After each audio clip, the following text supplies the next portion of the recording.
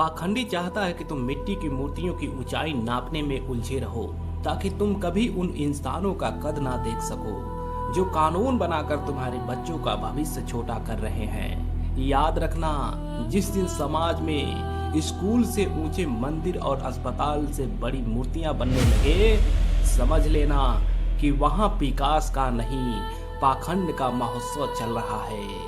किसी भी अनपढ़ भाई से पूछो कि भाई, तुम्हें महान राजाओं और उनके सोने के महलों की कहानियां सुनाई जाती है, पर क्या उन कहानियों में कहीं तुम्हारे दादा परदादा का नाम है, जिन्होंने उन महलों की एक एक ईंट अपने खून पसीने से रखी थी? इसी पे महात्मा फूले ने गुलामगिरी में बताया था कि कैसे इतिहास लिखने वालों ने मजदूरों और किसानों के पसीने को स्याही से मिटा दिया। तुम्हें उनका गुलाम बनाने के लिए उनका शौर्य सुनाया जाता है, लेकिन तुम्हारा हक छुपा लिया जाता है।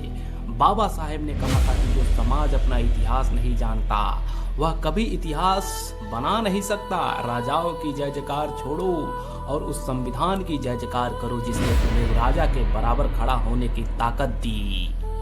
फिर किसी भाई से पूछो कि भाई, तुम अपनी हर कमाई पर सरकार को टैक्स देते हो, फिर धर्म के नाम पर चंदा दान के रूप में अलग से टैक्स क्यों देते हो? क्या भगवान को अपना घर चलाने के लिए तुम्हारे चंदे की जरूरत है? इसी पे पेरियार का कहना था कि धर्म गरीबों पर लगाया गया सबसे बड़ा गुप्त टैक्स है। पंडित कहता है कि गुप्त दान करो, क्यों?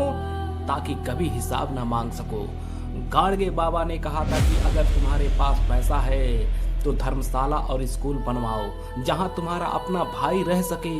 पाखंडी को दिया गया चंदा उसकी तिजोरी भरता है और समाज को दिया गया योगदान तुम्हारी नस्ल सुधारता है। फिर किसी भाई से पूछो कि भाई, साल के 365 दिनों में 200 दिन तुम्हारे त्योहार और मेलों में गुजर जाते हैं। क्या इन त्योहारों ने कभी तुम्हारे घर का कर्ज कम किया या तुम्हारे बच्चे की नौकरी लगवाई?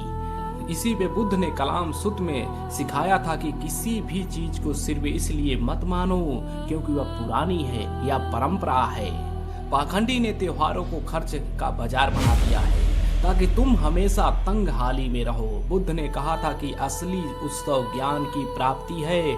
जिस दिन तुम्हारे घर में कोई पढ़ लिख कर काबिल बनेगा, वही दिन सबसे बड़ा त्योहार होगा। बाकी सब सिर्फ तुम्हारी जेब खाली करने के बहाने हैं। भाई, बुद्ध ने तुम्हें अकल दी, फूले ने हिम्मत, पेरियार ने सवाल और अंबेडकर ने ताकत। पाखंडी तुम्हें उत्सव में नचाएगा ताकि तुम अधिकारों के लिए लड़ना भूल जाओ। वह तुम्हें मूर्तियों की ऊंचाई दिखाएगा ताकि तुम महंगाई की ऊंचाई ना देख सको। अपनी मुट्ठी बंद करो और इन महापुरुषों के रास्ते पे चलो।